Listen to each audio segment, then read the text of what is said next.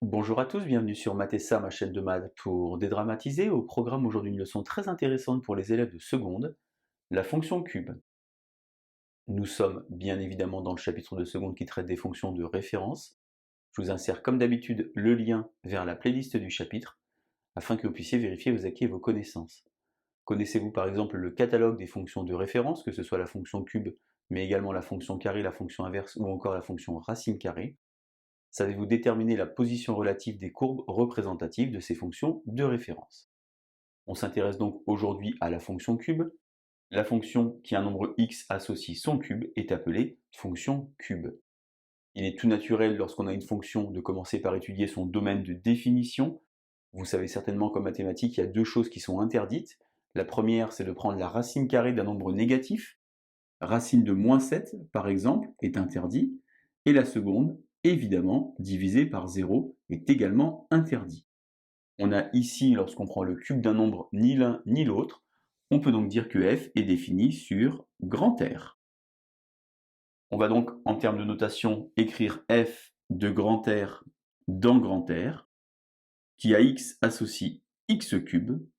Je vous insère évidemment le lien vers la vidéo qui traite du vocabulaire des fonctions, si vous voulez réviser. Ce qu'il est important de faire lorsqu'on a une fonction, c'est toujours de regarder si cette fonction est paire ou impaire. Pour cela, on étudie la parité de cette fonction en observant quelle est la valeur de l'image de -x. On a donc ici -x au cube. Ceci, évidemment, est une erreur, car -x doit être entre parenthèses.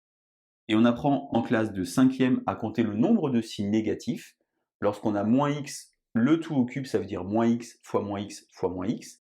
En d'autres termes, 3 signes négatifs. 3 est un nombre impair. On a ici -x au cube. Alors attention à ne pas négliger la notion de symétrie pour le domaine, puisque c'est grand R, le domaine est bien symétrique par rapport à l'origine, et f de -x est égal à -f de x. Je peux donc dire que la fonction cube est une fonction impaire sur grand R. L'intérêt de la parité ou de l'imparité, c'est évidemment qu'on va pouvoir restreindre le domaine de définition. Je vous insère le lien vers la vidéo qui traite des fonctions paires et impaires si vous voulez réviser. On va donc se restreindre à 0 plus l'infini. On va donc prendre ici deux nombres a et b rangés dans cet ordre-là.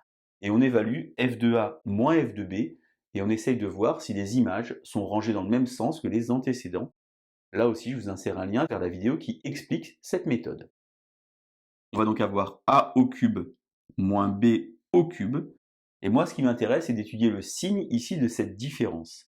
Alors, il y a une petite astuce mathématique assez importante et qu'a priori peu d'élèves de seconde connaissent, qui consiste à factoriser cette expression. On peut factoriser en a moins b, facteur de a carré, plus ab, plus b carré.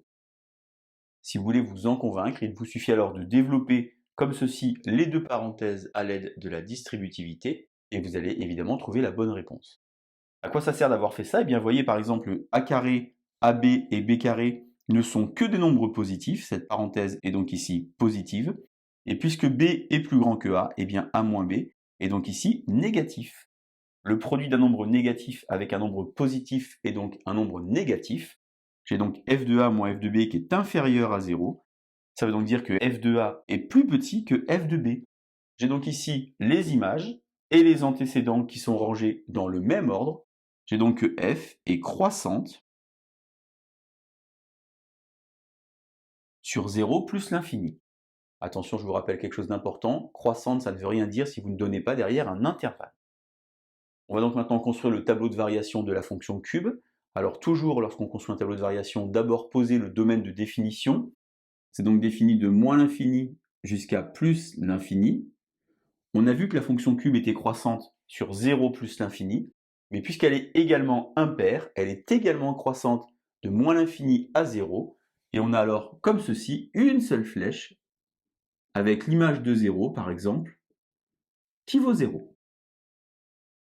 On va maintenant s'intéresser à la courbe représentative. Alors CF, la courbe représentative de la fonction cube, est appelée une cubique. Et puisque la fonction cube est une fonction impaire sur grand R, eh bien ici, elle est symétrique par rapport à l'origine du repère. Pour terminer, bien entendu, on va tracer à l'aide de la calculatrice. On est donc sur l'écran d'accueil. On va évidemment dans f de x. Alors, on sélectionne d'abord x, la variable, et pour faire cube, on va chercher sur la partie droite de la machine le petit chapeau, et ainsi pouvoir poser derrière un petit 3. On effectue toujours un petit zoom 6 pour pouvoir recentrer le repère au milieu de la calculatrice. On observe donc ici une fonction qui est strictement croissante sur grand R. Alors vous connaissez peut-être certains cubes, par exemple 5 au cube 125 ou encore 6 au cube 216. On va donc changer la fenêtre d'affichage. On va sur fenêtre. On va donc mettre xmin moins 7, xmax plus 7. Attention à xgrade que l'on ne touche pas. ymin moins 250, ymax plus 250. Je refais alors un petit graphe, et donc je vois mieux ici la cubique, la représentation graphique de la fonction cube. Si vous maîtrisez parfaitement votre calculatrice, on peut par exemple faire apparaître ici la symétrie en traçant la moitié de la courbe d'une couleur et l'autre moitié d'une autre couleur. Je vous montre par exemple ce que ça donne. Sur la partie gauche, j'ai tracé en rouge la représentation graphique donc de la demi-cubique, et sur la partie droite, en bleu, la représentation graphique de l'autre demi-cubique. Et vous remarquez évidemment qu'on a bien une symétrie par rapport à l'origine du repère. Voilà donc pour la fonction cube, à chaque fois qu'on étudie une fonction, le domaine, la parité, les variations et bien entendu le tableau de variations. Je vous laisse vous entraîner et je vous dis à bientôt sur Matessa. Bonne journée!